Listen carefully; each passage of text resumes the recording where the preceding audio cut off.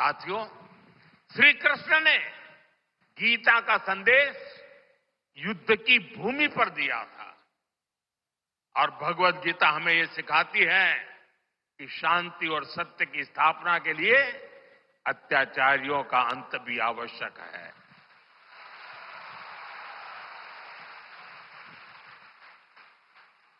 राष्ट्र की सुरक्षा नीति का मूल भाव यही है। हम वसुधैव कुटुंबकम भी कहते हैं और हम धर्मो रक्षति रक्षितः का मंत्र भी दोहराते हैं। हम लाल किले से श्री कृष्ण की करुणा का संदेश भी देते हैं और उसी प्राचीर से मिशन सुदर्शन चक्र की उद्घोषणा भी करते हैं। मिशन सुदर्शन चक्र यानी देश के प्रमुख स्थानों की, देश के औद्योगिक और सार्वजनिक क्षेत्रों की सुरक्षा की ऐसी दीवार बनाना जिसे दुश्मन भेद न पाए और अगर दुश्मन दुस्साहस दिखाए तो फिर हमारा सुदर्शन चक्र उसे तबाह कर दे। साथियों, ऑपरेशन सिंदूर की कार्रवाई में भी देश ने हमारा ये संकल्प देखा है।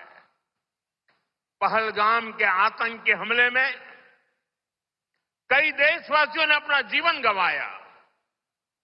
इन पीड़ितों में मेरे कर्नाटका के भाई बहन भी थे। लेकिन पहले जब ऐसे आतंकी हमले होते थे तो सरकारें हाथ पर हाथ रखकर बैठ जाती थी। लेकिन ये नया भारत है, ये न किसी के आगे झुकता है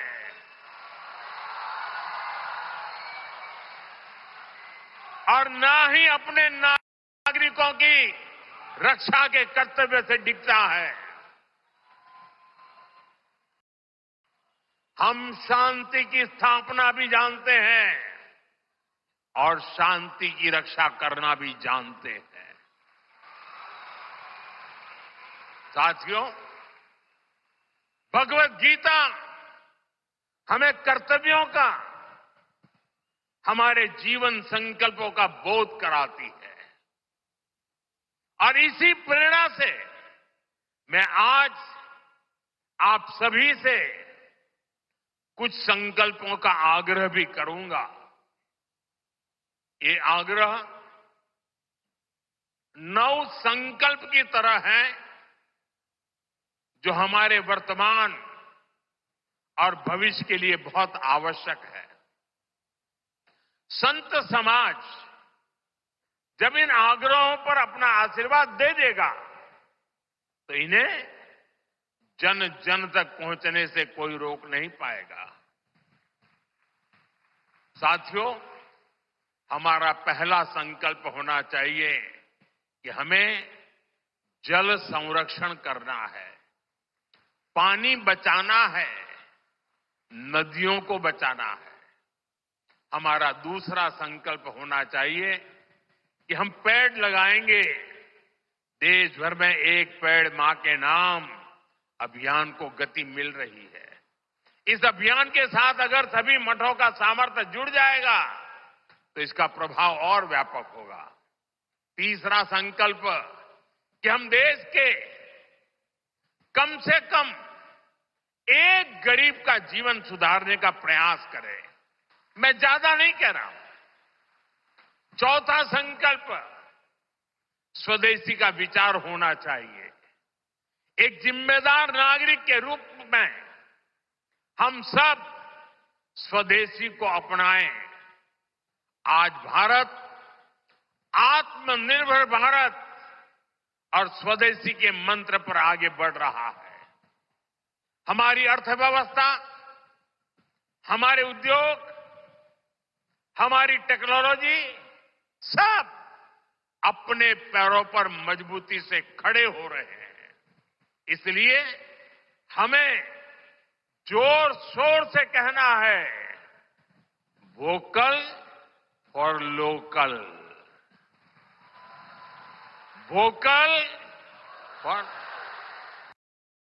वोकल वोकल साथियों, पांचवें संकल्प के रूप में हमें नेचुरल फार्मिंग को बढ़ावा देना है। हमारा छठा संकल्प होना चाहिए कि हम हेल्थी लाइफस्टाइल को अपनाएंगे, मिलेट्स अपनाएंगे और खाने में तेल की मात्रा कम करेंगे। हमारा सातवां संकल्प ये हो कि हम योग को अपनाएं, इसे जीवन का हिस्सा बनाएं। आठवां संकल्प, मैन्युस्क्रिप्ट्स, पांडुलिपियों के संरक्षण में सहयोग करें। हमारे देश का बहुत सा पुरातन ज्ञान पांडुलिपियों में छिपा हुआ है। इस ज्ञान को संरक्षित करने के लिए केंद्र सरकार ज्ञान भारतम मिशन पर काम कर रही है। आपका सहयोग इस अमूल्य धरोहर को बचाने में मदद करेगा।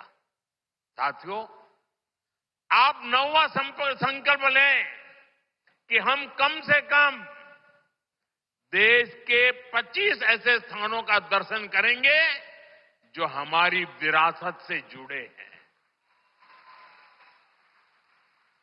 जैसे मैं आपको कुछ सुझाव देता हूं, 3-4 दिन पहले कुरुक्षेत्र में महाभारत अनुभव केंद्र की शुरुआत हुई है।